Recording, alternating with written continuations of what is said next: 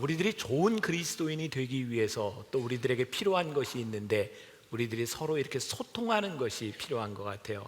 제가 이번 주간을 지나면서 그런 마음이 들었습니다. 제가 요즘 페이스북에 트위터는 너무 빨리빨리 지나가다 보니까 이게 묻혀버리는데, 트위터에 요즘 제가 아침마다 묵상글을 올리고 있는데 정말 예상치 않은 반응에 놀랐어요. 많은 분들이 아침마다 그 글을 읽고 답글을 쓰는데, 이게 이럴 게 아니라 우리 교회가 함께 이 운동을 좀 했으면 좋겠다. 요즘 한국 사회를 움직이는 것 4가지가 있다고 합니다. 조중동, 뭔지 아시죠? 조선일보, 중앙일보, 동아일보, 그리고 이회수 씨 트위터 팔로워가 80만이 넘었다고 합니다. 그 사람이 말 한마디 하는 게 굉장히 큰 영향력을 미치는데, 저에게 그런 꿈이 생겼어요. 앞으로 1년 안에 이 페이스북 팔로워를 10만 명 이상을 만들어야 되겠다. 그리고 그 사람들이 아침마다 이 묵상글을 읽고 좋은 글을 다른 사람에게 전달해 주면 매일 아침마다 선한 좋은 글들이 수십만 명에게 이렇게 펼쳐질 수 있다고 하면 이 사회를 움직일 수 있는 영향력을 우리가 만들어낼 수 있겠다. 그럴 수 있을 것 같아요. 이거 왜 못합니까? 그래서 시작을 하는데 이미 이 페이스북에 가입한 분들이 많이 있어요. 오늘 여러분들에게 조금 방법을 알려드릴 텐데, 여러분들 스마트폰 쓰는 세대가 50%가 넘었습니다. 곧 모든 분들이 스마트폰을 쓰게 될 것이고 컴퓨터 안에서도 가능합니다. 제가 아침마다 묵상글을 제가 또 느끼는 것들을 올리게 될 텐데, 화면을 띄워주세요. 여러분들이 페이스북을 여러분들이 이제 사용하시게 되면 여기에 검색창에 여러분들이 뭘 쓰시면 되냐면 만나페스터 @gmail.com. 만나페스터가 누구일까요? 네, 만나페스터 저렇게 쓰시면 돼. 여러분들 주보 뒤에도 나와 있습니다. 참조하시면 되고요. 저기에 입력을 하고 난 다음에, 입력을 하고 나면 뭐가 뜨냐면 명삼킴 하고 사진이 하나 뜹니다. 멋있어요. 제가 봐도 사진이 뜨는데, 거기를 여러분들이 이렇게 선택하셔가지고 거기에 클릭을 하면 친구로 추가를 누르기만 하면 여러분들하고 저하고 페이스북 친구가 됩니다. 그래서 아침이 되면 여러분들이 어디에서나 컴퓨터에서든 혹은 전화에서든 여러분들이 아침 묵상의 좋은 글들을 여러분들이 볼 수가 있습니다. 요번에 제가 이렇게 마음을 먹게 된 이유 중에 하나가, 제가 7월 9일 날 오전에 글을 하나 올렸거든요. 이런 글이었습니다. 오늘 교역자들에게 잔소리를 좀 했습니다. 아침 회의마다 1, 2분씩 지각하는 몇몇 분이 있어서, 누군지는 묻지 마세요. 사람이라 한 번, 2번 실수할 수 있습니다. 그러나 이것이 반복되면 습관이 되어버립니다. 그래서 습관이 되지 않도록 잔소리를 좀 했습니다. 아침을 잔소리로 시작하면 기분이 안 좋을 테지만 나쁜 습관을 가지고 살아가는 것보단 낫겠죠. 그리고 제가 올렸더니 여러 글들이 올라왔는데 그 중에 하나가 이런 거예요. 잔소리 하시고 마음이 불편하셨나 봐요. 목사님의 마음 다 알고 있을 거예요. 그리고 또 제가 남편감을 고르는 조건 중에 하나가 잔소리 안 하는 사람이었는데 결혼 11년 차인 지금은 제가 하네요. 이런 글들로부터 시작해서 매일 제가 느꼈던 것들을 글로 옮기고 나니까 거기에 좋은 느낌들을 달아주기 시작했어요. 저는 우리 교회가 해야 되는 중요한 일들 중에 하나가 이 인터넷 세상을 좋은 글로 확 도배를 해버렸으면 좋겠어요. 남들을 비난하는 글들이 아니라 우리들에게 주시는 이런 감동들을 이렇게 퍼나르는 일들을 우리가 하고, 그럼 얼마나 이 세상이 좋아지겠는가. 여러분들 집에 가시면 혹시 아들, 손자, 손녀에게 물어보셔서 여러분들 아침마다 좋은 글을 받아보고 또 퍼나르고 선한 영향력들을 좀 만들어 갔으면 좋겠습니다. 그래서 앞으로 1년 후에 대한민국을 움직이는 것 5가지, 조중동, 이회수, 김병삼. 할 수 있잖아요. 우리가 같이 이 땅을 움직이는 일을 우리 한번 해봅시다. 여러분들 오늘 가서 가입하시면 제가 전부 친구로 제가 전부 리턴을 해드릴 겁니다. 오늘 우리가 읽은 본문 말씀, 벌써 여러 가지 순서를 해서 다 잊어버리셨을지도 몰라요. 오늘 본문 말씀은 주기도문 가운데 나오는 구절입니다. 우리가 우리에게 죄 지은 자를 사하여 준 것 같이 우리 죄를 사하여 주옵시고. 여러분들은 이 말씀을 어떻게 보시는지 모르지만 사실 이 말씀이 잘 이해가 되지 않는 부분 중에 하나입니다. 왜 이런 말씀을 하셨을까? 하나님께서 우리를 용서하신 것처럼 우리도 용서하게 해주세요. 사실 이게 우리가 알고 있는 기본적인 상식, 신앙에 대한 지식이 아니겠습니까? 그런데 그렇게 말씀하시지 않았어요. 우리가 죄를 용서하신 것처럼 우리의 죄를 용서해 주세요. 저도 이 말씀을 가지고 묵상하고 고민하다가 이건 이런 말씀이구나. 만일 예수님께서 믿지 않는 사람들에게 하신 말씀이라고 하면 내가 너희를 용서했으니까 너희도 용서해라 라고 하셨을 텐데, 이 말씀은 불특정 다수에게 하신 말씀이 아니라 하나님을 믿겠다고 찾아온 사람, 특별히 제자들에게 이 말씀을 하고 계세요. 무슨 말이냐면 이들은 이미 용서받은 경험이 있는 사람들입니다. 이제 하나님의 용서를 받은 너희는 이제 너희들이 용서하는 것만큼 하나님의 용서와 하나님의 은혜를 경험하게 될 것이다. 그러니까 기본적인 신앙에서 머무르는 것이 아니라 우리들이 더 나은 크리스찬의 삶을 살아갈 수 있는 단계를 우리들에게 가르쳐 주고 계신 거예요. 지난주에 저에게 그런 일이 있었습니다. 제가 이제 일정을 확인하면서 저희 부속실에서 이제 제가 가야 될 곳, 말아야 될 곳 이렇게 체크를 하고 있었는데, 제가 8월 어느 날 제가 어떤 교회 집회가 어떤 교단의 집회가 약속이 되어 있었어요. 작년 6월에 어떤 분이 저에게 전화를 해서 이 교단 집회가 큰 집회인데 목사님 꼭 잊지 말고 기억해 두세요. 날짜에 꼭 적어 두세요. 그래서 제가 그 날짜를 작년 6월에 픽스를 해뒀어요. 그리고 거기에는 그 요청한 장로님의 이름과 전화번호까지 적혀 있었어요. 근데 우리 부속실에서 전화를 하니까 그분이 전화를 받고 자기는 그런 일이 없다는 거예요. 제가 그 얘기를 들으니까 기분이 나빠요. 목사가 기분 나빠도 되죠. 불쾌한 거예요. 아니 내가 거길 간다고를 했습니까? 가고 싶다고를 했습니까? 자기들이 1년도 전에 전화해서 거기 비워놓으라고 해놔서 얼마 전에 굉장히 중요한 일이 있었는데 저는 제 원칙이 하나 있어요. 먼저 한 약속이 가장 중요하다. 그래서 그것 때문에 그 약속을 하지 못하고 그 기간을 비워두고 있었는데 그런 말이 한 적이 없다고 하니까, 아니 미안하다, 실수했습니다 이렇게 얘기하면 넘어갈 수 있는 일인데 제가 어떻게 알아서 그 사람 이름하고 전화번호까지 거기다 적어놨겠어요. 확 밝혀버릴까 보다 그냥. 네? 기분 나쁘잖아요. 그래서 이거를 차를 타고 가면서 저런 사람들은 한번 전화를 해서 혼내고 야단을 좀 쳐야 되는 것 아닌가, 막 이런 생각이 막 들었었어요. 근데 차를 타고 가다가 갑자기 하나님께서 저에게 그런 마음을 주시는 거예요. 야, 왜 1년도 훨씬 전에 그 기간을 잡아놓게 해서 그 기간에 아무것도 넣지 못하도록 만들어서 그 시간을 취소하게 만들었는지, 하나님께서 그 기간 중에 저한테 어떤 일을 행하시려고 1년도 전부터 그 기간을 비워놓으셨을까? 갑자기 저에게 기대감이 생기는 거예요. 그래, 하나님께서 예상하지 못한 하나님의 계획을 이미 하고 계실 거야. 그 기간 중에 뭔가 특별한 일이 나에게 일어날 거야. 그런 생각이 들으니까 그 사람이 미워지지를 않는 거예요. 그 사람도 하나님이 쓰시고 계시다는 생각이 들면서 미움이 없어지더라고요. 괜찮죠? 그리고 그런 생각이 드는 거예요. 이런 목사한테서 설교 듣고 있는 여러분들은 얼마나 행복할까? 그렇죠? 우리들이 가만히 생각해 보니까 불평할 수 있는 일들이 아니라, 우리들이 용서하지 못하고 우리의 가슴에 품어둘 일이 아니라 그것을 풀을 수 있는, 정말 하나님께서 주실 수 있는 그런 지혜들이 우리들에게 참 많이 있다는 것을 생각하게 됩니다. 요즘 저는 교회에 대해서, 교인들에 대해서 참 많이 고민합니다. 어떻게 하면 좋은 교회가 될 수 있을까? 어떻게 하면 좋은 그리스도인이 될 수 있을까? 얼마 전에 높은 뜻 승희교회를 목회하시던 김동호 목사님이 저에게 편지를 보냈어요. 문자 메시지가 왔고 메일을 보라고.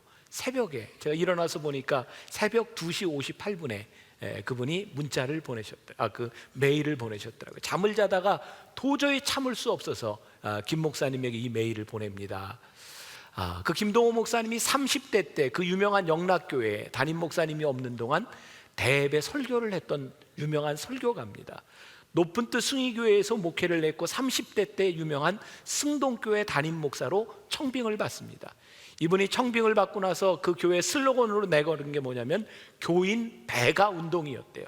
열심히 부응하면 이 교회가 차겠다. 그런데 어느 날 기도하는데 하나님께서 이 목사님의 마음속에 질책하시더라는 거예요. 내 속에 있는 야망을 보아라. 내가 지금 하나님의 일을 하고 있는 것이 아니라 교회를 채우기 위한 내 야망을 보아라.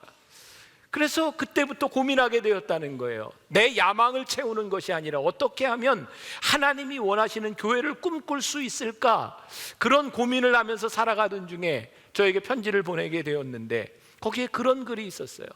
김 목사님, 우리 함께 한국은행 같은 교회를 한번 만들어 봅시다. 한국은행은 은행의 고유 업무를 하는 은행이 아니라 다른 은행을 위해서 존재하는 은행입니다. 우리 교회가 우리 교회를 위해서 무엇을 하는 것이 아니라 이 땅 위에 다른 교회를 섬기며 다른 교회를 세워줄 수 있는 한국은행 같은 그런 교회가 되어봅시다. 저는 그 이야기를 들으면서 그 글을 읽으면서 그래요 목사님, 우리 만납시다. 우리 그런 꿈을 꿉시다.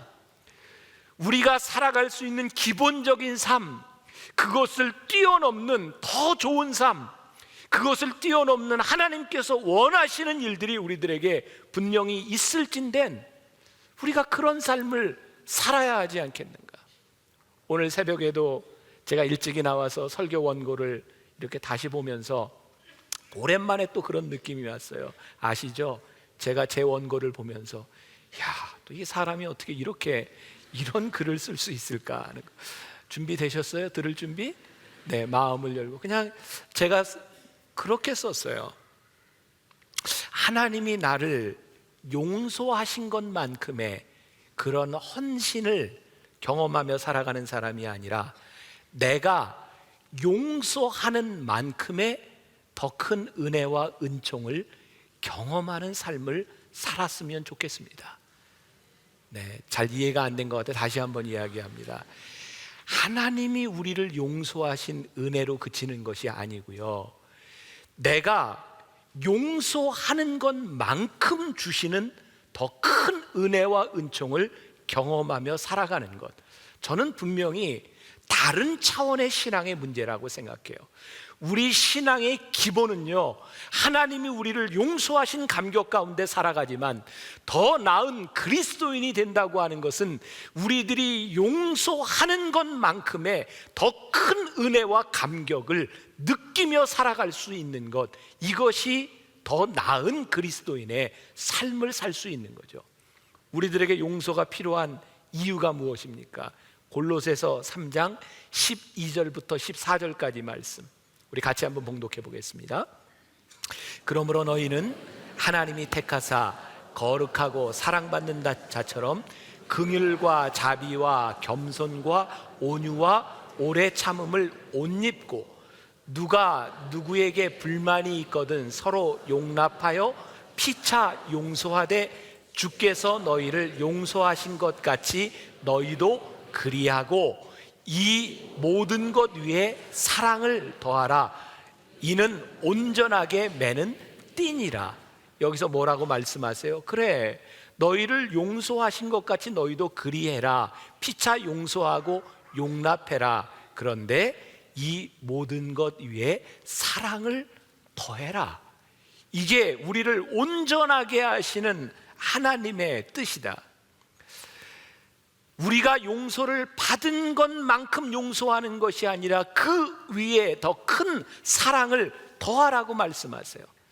저는 의사가 아니니까 정확히는 모르겠지만 지난번 순환주간에 우리 교회 와서 집회를 인도하셨던 노한우 목사님이 그런 이야기를 합니다. 우리 몸의 병들은요, 때때로 재수 없이 우리들에게 오는 경우보단 우리들이 잘못 관리하기 때문에 우리들에게 병이 오는 경우가 많다는 거예요. 예를 들어서 우리 머리에 손해와 대, 뇌가 있잖아요. 이 뇌의 기능에 대해서 이야기를 하는데 뇌는요, 주어를 잘 모른대요. 그래서 우리들이 욕을 하잖아요. 우리들이 막 욕을 하면은 뇌는 주어를 모르기 때문에, 누구에게 욕하는지를 모르기 때문에 그 욕을 그대로 몸이 받는다는 거예요. 그 대뇌는 주어를 모른다. 그리고 대뇌는 시제를 모른대요. 과거와 현재와 미래. 여러분들이 오래된 10년 지난 사람, 20년 지난 사람을 용서하지 못해서 10년 전에 그런 일이 있었지 막 욕하잖아요. 그러면 대뇌가요, 옛날 걸로 생각하는 게 아니라 지금 내 몸에서 그것을 인식하고 받아들이기 때문에 욕을 하는 모든 것들이 내 속에서 그것들이 일어난다는 거죠. 그래서 우리들이 용서하지 못하고 욕하고 나쁜 말을 쓰는 것들이 언어의 지배를 받으면서 우리 몸에 영향을 준다는 거예요. 그때 집회 때 실험을 했던 건데 해보니까 진짜 그렇게 되더라고요. 우리 한번 실험을 해보려고 하는데 두 손을 이렇게 내밀어 보세요. 내밀고요, 오른손을 보세요. 여러분들 잘 따라하세요. 이거 정말 기적 같은 일이 일어납니다. 오른손을 바라보면서 오른손의 엄지, 이 세 번째 손가락이 제일 길죠. 자, 저를 따라서 세 번을 외치세요. 오른 세 번째 손가락이 길어져라, 길어져라, 길어져라. 대보세요. 길어졌어요, 안 길어졌어요? 이거 길어져야 되는데. 네, 이거 제가 오늘 새벽에 다시 한번 실험했어요. 왼손 보고 길어져라, 길어져라, 길어져라. 그랬더니 왼손이 길어지는 거예요. 네, 집에 가서 이제 해보세요. 자, 우리들이 말하는 것대로, 우리들이 생각하는 것대로, 이게 무슨 현상인지는 모르지만 아마 우리들이 길어져라라고 하면 이렇게 되는 게 틀려지는지 모르겠어요. 우리들이 생각하고 말하는 모든 것들이 우리들의 삶에 영향을 미치는데, 이 용서라고 하는 것만큼 우리들의 삶에 실제적으로 영향을 미치는 것이 없어요. 그래서 우리가 건강하고 좋은 그리스도인이 되기 위해서는 이 용서의 기술이 필요합니다. 먼저 첫 번째로 여러분들이 분명히 물어야 될 것이 있어요. 하나님께서 여러분들을 용서하여 주셨다는 것을 믿으십니까? 하나님이 여러분들의 죄를 사해 주셨습니까? 성경이 우리들에게 뭐라고 말씀하세요? 시편 103편 12절에 보니까 동이 서에서 먼 것 같이 우리의 죄가를 우리에게서 멀리 옮기셨느니라. 우리들이 죄를 짓지 않는 것이 아니라 우리들이 지은 죄를 하나님께서 해결하여 주셨는데, 어떻게 해결하셨냐면 동이 서에서 먼 것처럼 우리들의 죄를 다 옮겨 놓으셨다는 거예요. 여러분, 우리를 제일 힘들게 하는 게 뭔지 아세요? 우리가 하나님을 믿으며 하나님이 우리를 용서하셨다고 말씀하셨는데 우리들 가운데 있는 이 죄의 세력들이 우리들 가운데 떠나지 않는 거예요. 말틴 루터가 종교개혁을 할 때 그가 많은 어려움을 당하고 있을 때 그를 힘들게 했던 것은 사람들이 아니었답니다. 어느 날 힘든 가운데 탈진하고 누워있을 때 사단이 나타나더니 그에게 환상을 보여주는데, 두루마기를 쫙 펼치면서 이 끝부터 저 끝까지 새까맣게 적어놓은 그 글씨를 바라보며 이게 너의 죄라고 이야기를 했답니다. 그때 말틴 루터가 이렇게 죄를 지은 내가 어떻게 이 종교개혁을 할 수 있으며 어떻게 하나님의 일에 쓰임받을 수 있을까 낙심하고 있을 때 그의 머릿속에 떠오른 말씀이 있었답니다. 요한일서 1장 9절의 말씀이에요. 같이 볼까요? 만일 우리가 우리 죄를 자백하면 그는 미쁘시고 의로우사 우리 죄를 사하시며 우리를 모든 불의에서 깨끗하게 하실 것이요. 하나님께서 우리의 모든 죄를 깨끗하게 하실 것이요. 하나님께서 여러분들의 죄를 용서하셨음을 여러분들이 믿으십니까? 우리의 죄를 하나님이 용서하셨다면 그 용서를 받은 그 모습들이 우리들에게서 드러나야 하지 않겠습니까? 저에게 있어서도 동일한 일들을 많이 경험합니다. 때때로 제 속에 어렸을 때 지었던 죄, 아니 교인들에게 이야기할 수 없는 일들, 부끄러운 일들, 그런 일들이 생각날 때 얼굴이 화끈거려요. 그때 저는 동일하게 기도합니다. 하나님, 기억도 하지 아니하신다고 하셨죠. 지금 저를 쓰시는 것은 그 모습이 아니라 새롭게 된 저를 하나님이 쓰시고 계신 것이죠. 저도 때때로 하나님 앞에 저를 용서하여 주신 그 확신에 대하여 제가 기도할 때가 많이 있습니다. 우리 영적인 상태가 우리 육신의 상태와 아주 직접적인 관계가 있다고 하는 것을 여러분들 아십니까? 여러분들 보세요. 우리가 누군가 이야기를 하는데 어떤 사람에 대해서 막 욕을 합니다. 욕을 할 때 여러분 모습과 표정이 그 사람에 대해서 욕을 하는데 그 사람은 말이야 그렇게 못됐는데 말이야 막 이렇게 욕을 하세요? 아니면 그 사람은 말이지 못됐고 막 이렇게 욕을 하세요? 욕할 때 가슴 펴고 웃으면서 얘기하는 사람 하나도 없어요. 욕할 때는 이러고 합니다. 그러죠? 기쁜 얘기를 하는데 옆 사람하고 어제 말이야 나에게 아주 기쁜 일이 있었는데 말이야 막 이래요? 기쁜 일이 있었는데 가슴이 펴지잖아요. 여러분 우리가 예배를 드리는 여러분들의 표정을 보면서 여러분들의 모습을 보면서 여러분들 스스로 아세요? 여러분들이 굉장히 밝게 여러분들이 펴져 있는 여러분들의 모습을 하나님께서 우리의 죄를 용서하셨다고 하는 이 사실이 우리들에게 얼마나 놀라운 일이고 이 영적인 상태들이 우리의 삶에서 지속될 때 우리의 영육간의 강건함이 드러날 수 있다는 사실을 아십니까? 이게 얼마나 놀라운 일인가? F.B. 마이어라고 하는 독일 신학자는 이런 이야기를 했습니다. 우리는 날마다 일용할 양식이 필요하듯이 날마다 하나님의 용서가 필요한 자들입니다. 오늘도 여러분들이 여기에서 우리를 용서하여 주신 하나님의 은혜를 가지고 나아갈 때 여러분들의 영과 육이 얼마나 건강하여질 수 있는지를 아십니까? 하나님은 모든 사람들이 죄인이라고 말씀하셨습니다. 그러나 그 모든 사람이 죄인이라는 말씀은 모든 인간들이 버림받아야 될 절망적인 존재라고 하는 것을 의미하지 않습니다. 우리들이 죄인이지만 하나님께서 우리의 죄를 용서하셨다고 하는 것, 그것 때문에 우리들이 남들이 받을 수 없는 큰 사랑을 받았다고 하는 그 사랑이 우리 안에 존재한다고 하는 것을 선포하는 것을 의미합니다. 오늘 여러분들이 이 예배당을 나갈 때 여러분들을 용서하신 하나님의 은혜, 그 감격을 가지고 활짝 편 가슴과 활짝 펴진 얼굴을 가지고 이 예배당을 나갈 수 있기를 주님의 이름으로 간절히 축원합니다. 하나님께서 우리를 용서하셨다는 것뿐만 아니라 두 번째, 우리가 다른 사람을 용서했는가? 이것이 우리의 인생을 뒤바꿔 놓을 수 있습니다.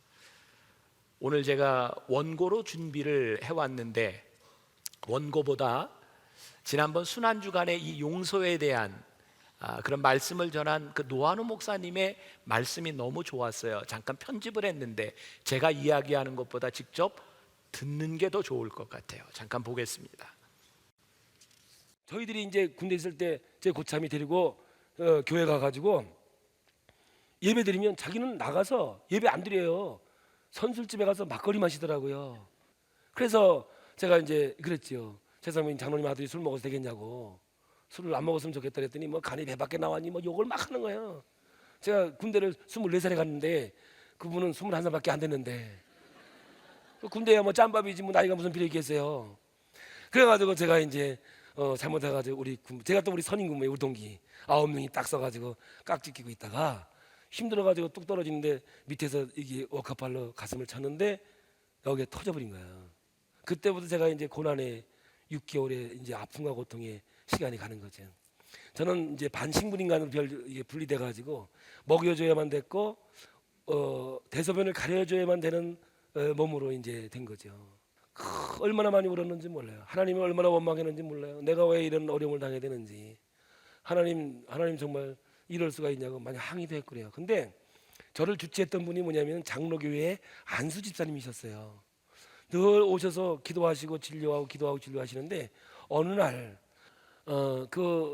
우리 주치가 하는 말이 뭐냐면 네가 믿는 하나님 내가 믿는 하나님이 똑같은데 이제는 의술로는 떠났으니까 하나님께 기도하자. 사실 기도 훈련이 잘 돼 있는 사람들은 그렇게 기도했을 것 같아요. 근데 내가 그때 영적 수준은 뭐였냐면 어떻게 의사가 고쳐줄 생각 안 하고 기도하자 그러냐고. 기도해가지고 낫겠냐고. 그때 하는 말이 뭐냐면 야 임마 그러면 또 어떻게 해? 그 방법밖에 없잖아. 그러면서 가는 거예요. 내가 속으로 어디다 대고 욕을 해? 이런 생각밖에 안 나는 거예요 여러분들. 네. 그때 제가 김인정 목사님이라고 하는 우리 때 청년 때 담임 목사님이 계셨는데 저를 면회 와가지고 면회가 안 되니까 철종을 붙잡고 기도하는데 얼마나 목소리가 큰지 세상에 중환자가시기 들려. 죄야 노안우를 살려주세요 하면서 기도하는데 난 지금도 그 음성이요 내 마음에서 사라지질 않아요. 병원에 김옥지 전사님이라고 하는 할머니 전사님이 있었어요. 출퇴근하시는 전사님이 계셨는데 지나가면서 이러는 거예요. 제가 1등병 때 병원에 가는데 상병을 달았어요. 오래 있다 보니까 혹시 노상병 하나님 앞에 서운한 거 있나? 그래, 서원이 뭔데요? 그랬더니 목사 되겠다고 약속한 거 없나? 그래서 그런 거 없어요. 그런데 내가 기도하는데 자꾸 그런 마음이 드는데 한번 좀 생각해봐라. 없어요. 생각해보고 또 없어요. 그래? 그럼 알았어. 같이 기도하자. 그러고 나서 이제 밤중에 혼자 이렇게 기도를 좀 해야 되겠다라고 눈을 감고 감는 순간에 얼핏 지나가는 게 뭐냐면 내 중학교 1학년 겨울방학 때 목사님 불쌍해서 손들어 준 게 기억이 나더라고 그게. 그래서 그 다음날 전사님 왔길래 하나 생각나는 게 있긴 있더라고. 이래서 그 간증을 했더니 전사님 막 웃으면서 그것도 소원이라네. 그러면 살려주면 하나님 앞에서 목사가 되겠니? 이 살려주면 목사 할아버지 되지. 그때 뭐 목사가 어딨어? 그때 무슨 기질이 있고 무슨 게 있어 그냥. 그래서 살려만 주면 목사 되지요. 그랬더니 하는 말이 뭐냐면 서원 기도는 헌금이 들어가야 된다네. 나 그때 처음 알았어요 그때. 그래서 제 그때 상병 월급이 2,100원이었는데 2,100원에다가 900원 더 얹어가지고 3,000원 넣어가지고 서원 기도한 거예요. 하나님 나 살려주면 내가 진짜 목사가 되겠다고. 하나님께 기도하고 3일째 새벽에 하나님이 저에게 뭐냐면 믿음을 주는데 그렇게 그러니까 그때까지 피골이 상접했던 제가 허리가 꺾이면서 일어나게 된 거예요. 그때 얼마나 박수를 치면서 같이 울었는지 몰라.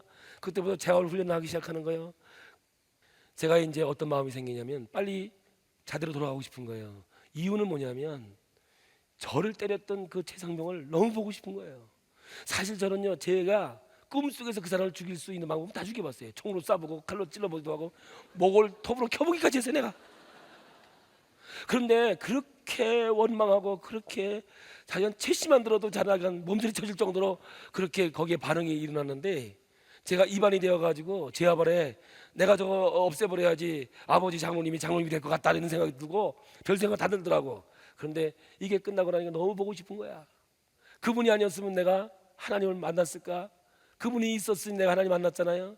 그래가지고 퇴원 명령 해달라니까 의가사 제대에 서류를 제출하고 날짜를 명령을 기다리고 있더라고요. 저를 제대시키려고. 그래서 제가 병원 원장 이렇게 면담을 신청했어요. 그래서 제가 이 간증을 했어요.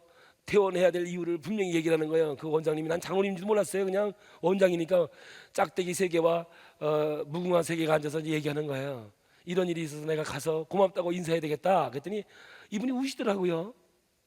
아니 난 장로님인지 몰랐어요. 그냥 이게 대령이신데 원장님이 우시더라고요. 그래서 왜 우시냐 그랬더니 네 얘기를 듣다 보니까 내가 회개가 된다. 그래 우시는 거야. 그러면서 참 너 고맙다. 내가 너 때문에 내가 정말 하나님의 영적인 세계를 내가 깨달은 것 같아. 너무 고맙다. 그러면서 퇴원 명령을 내려주는 거예요. 그래서 제가 따올백을 메고 갈 때는 침대 칸을 타고 갔지만 걸어 나오게 된 거잖아요. 근데 그분이 하는 말이 장로님이 하는 말이 뭐냐면 이래요. 공로패 하나 해드려라. 그러더라고. 농담인 줄 알았어요. 그래서 오다 보니까는 이제 공로패를 하나 해가지고 와야 되겠다 싶어서 여주 체육사에 들려가지고 4,000원을 주고 패를 만들었어요. 감사패. 병장 귀하는 노안을 때려 병원에 입원시킨 후 기도하다가 하나님 만난 공이 있어 이 패 새겨드립니다 해서 패를 하나 만들었어요. 나는 순진하죠. 장로님이 시킨 대로 했으니까. 그래서 이제 100일 보충대를 통해서 들어갔는데 이미 저는 죽었다라고 소문이 있더라고요. 근데 가니까는 우리 그 고참은 내가 죽었다는 소리를 듣고 얼마나 회개하고 그러는지 가니까 성자가 돼 있더라고. 성자가.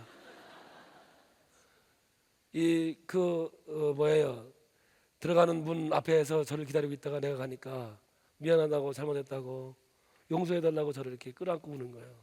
나는 고맙다고 감사하다고 울고 그 사람은 미안하다고 울고 그러는 거예요.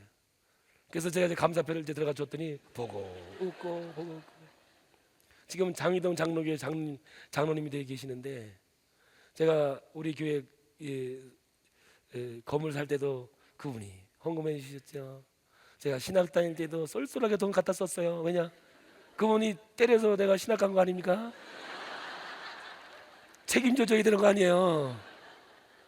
제대할 때까지 떡해가지고 오시고 지금도 진짜 전화를 안 하면 안 되는 그런 관계가 돼 있는 거예요. 용서가 뭐라고 생각하세요? 용서할 수밖에 없는 이유가 우리들에게 생기는 거예요. 내가 그 사람이 아니었더라면 내가 하나님의 은혜를 경험할 수 있었을까? 그 사람이 나에게 원수 같은 사람이었는데 하나님의 은혜로 인하여 그 사람을 용서할 수밖에 없는 우리가 되었을 때에 우리들에게 찾아오는 하나님의 은혜, 그 은총이 얼마나 큰가. 그래서 하나님께로 받은 우리의 용서를 확증할 뿐만 아니라 용서를 확증하는 사람이 다른 사람을 그것 때문에 용서할 수 있을 때 우리들이 더 나은 그리스도인이 될 수 있는 것이고, 세 번째로는 우리들 스스로 나를 용서할 수 있어야 돼요. 사실 많은 사람들이요, 나 자신을 용서하지 못하는 것 때문에 힘들어한다는 사실을 아세요? 제가 말씀을 준비하면서 읽었던 책 지혜력이라고 하는 김승동 목사님이 쓴 책인데, 거기에 용서를 이야기하면서 이런 말을 하더라고요. 용서는 자기 자신에게 선물할 수 있는 가장 큰 축복입니다.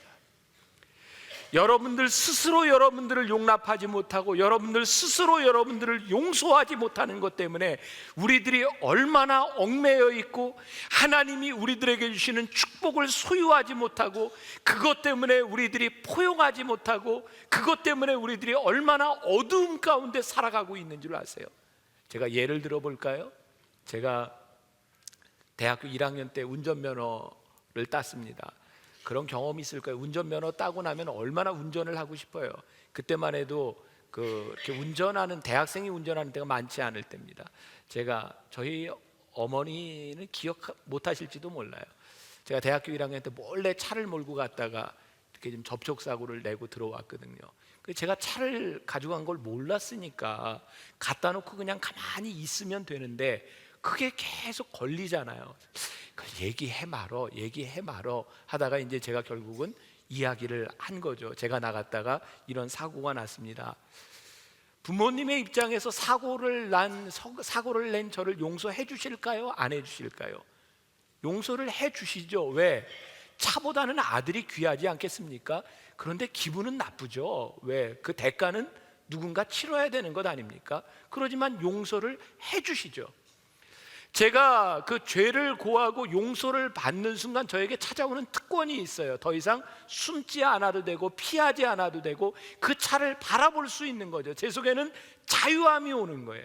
문제는요, 이 자유함을 누리느냐 누리지 못하느냐에 대한 문제죠. 보세요, 제가 그렇게 용서를 받고 나서 그 다음 날이 됐는데 용서해 주셨지만 너무 미안한 거예요. 그래서 아버님한테, 아버지 정말 제가 잘못했어요. 그럼 아버지가, 그래, 네가 정말 뉘우치는 것 같다, 괜찮아. 다음 날 자고 일어났는데 너무 미안한 거예요. 그래서 아버지 제가 진짜 잘못한 것 같아요. 아버지가 그래 넌 참 크게 될 인물인가 보다, 이렇게 참 용서를 빌고, 그래 괜찮아. 며칠이 지나갔는데 너무 미안한 거예요. 그래서 또 찾아가서, 아버지 진짜 제가 잘못했는데요. 아버지가, 그래 됐다 이제, 용서할게. 그러실 것 같지 않아요? 우리가 용서를 받았지만 내 속에서 그 용서를 누리지 못하는 거예요. 아버지는 이미 용서하셨어요. 그것이 아무 대가가 없이 쉽게 됐다는 것이 아니에요. 힘든 일이지만, 정말 자식이 잘못했지만 이 망가진 차보다 아들이 귀하기 때문에 아버지는 용서했어요. 그러면 그 용서를 우리들이 누려야 되는 거예요. 이제 내가 여기에서 자유하구나, 아버지가 나를 용서해 주셨구나. 그래서 그것을 누리며 살아가야 되는데 우리는 그 상처를 안고 살아간단 말이에요. 여러분들에게 있었던 그런 죄, 그것이 여러분들의 발목을 잡고 있는 것이 아니라 하나님께서 여러분들을 용서하셨고 내가 너희를 불렀다고 말씀하시는데, 그 상처의 기억들이 우리들 속에 자꾸 되살아나는 거예요. 우리가 무언가 하나님의 일을 하고 내가 쓰임 받아야 하는데 그 기억들이 우리를 자꾸 움츠려들게 만드는 거예요. 그래서 우리가 자꾸 뒤로 빠져나. 오늘 하나님께서 여러분들에게 말씀하십니다. 내가 너를 용서했는데 네가 너를 용서해라. 내가 너의 죄를 기억도 하지 아니하는데 너는 왜 매일 너의 죄를 기억하며 너 스스로 용서하지 못하고 아파하느냐고 우리들에게 말씀하세요. 제가 오늘 말씀을 준비하다 읽은 책 중에 이런 낚시 금지라고 하는 제목으로 글이 하나 실렸습니다. 어떤 부부가 목사님을 찾아와서 상담을 요청했습니다. 그 부부는 누가 보기에도 문제가 없는 부부였습니다. 좋은 남편 만나서 아이 낳고 잘 사는 가정이었습니다. 근데 부인이 우울증에 빠져 있는 거예요. 남편과 함께 찾아왔는데 목사님이 남편을 나가 있으라고 이야기하고 부인에게 묻습니다. 혹시 하지 못한 이야기가 있으면 저에게 해보세요. 근데 그 아내가 이야기를 합니다. 목사님, 제가 결혼하기 전에 저희 언니와 함께 살았습니다. 저희 언니가 만삭이 되어서 아이를 낳으러 가 있는 동안 제가 형부와 불륜의 관계를 맺었습니다. 그리고 그것으로 끝났습니다. 저도 시집을 가서 잘 살고 저희 언니의 가정도 아무 문제가 없습니다. 그런데 언니를 볼 때마다 그 죄책감으로 인해서 제가 견딜 수가 없고 그것 때문에 제가 지금 우울증에 빠져 있는데 제가 어떻게 할 수가 없습니다. 목사님이 이야기합니다. 잠깐 나를 따라 나오시죠. 밖으로 나갔을 때 교회 앞에 연못이 있는데 저기에 돌을 하나 던지세요. 돌을 던졌습니다. 또 이야기합니다. 조금 큰 돌을 갖다 던지세요. 연못에 또 돌을 던졌습니다. 돌이 떠오르지 않죠? 예. 하나님께서 우리의 죄를 용서하셨을 땐 우리의 큰 죄와 작은 죄를 구분하지 않습니다. 하나님께서 우리의 죄를 용서하셨을 때 그 죄를 던져버리면 그 죄는 절대로 떠오르지 않습니다. 그런데 사단은 자꾸 그 죄를 떠오르게 합니다. 여러분들이 지은 죄가 가볍다거나 여러분들의 지은 죄가 문제가 없다, 그것을 이야기하는 것이 아닙니다. 여러분들이 어떤 죄를 지었든 아무리 무서운 죄를 지었어도 하나님 앞에 여러분들의 죄를 구하고 하나님이 여러분들을 용서하셨을 때 하나님은 그 죄를 더 이상 기억하지 않기를 원하신다는 말씀이에요. 우리들에게 말씀하십니다. 내가 너의 죄를 용서했으니 다시는 너의 죄를 기억하지 말아라. 그 죄를 떠올리지 말아라. 그것 때문에 너의 인생에 발목을 잡지 않도록 내가 잊기로 했으니 내가 기억도 하지 않으리니 너도 너의 죄를 기억하지 말아라. 요한복음 21장에 예수님께서 부활하신 후에 제자들에게 나타나셨습니다. 제자들은 예수님을 다 버리고 고기를 잡는 어부로 옛 생활로 돌아가 있었습니다.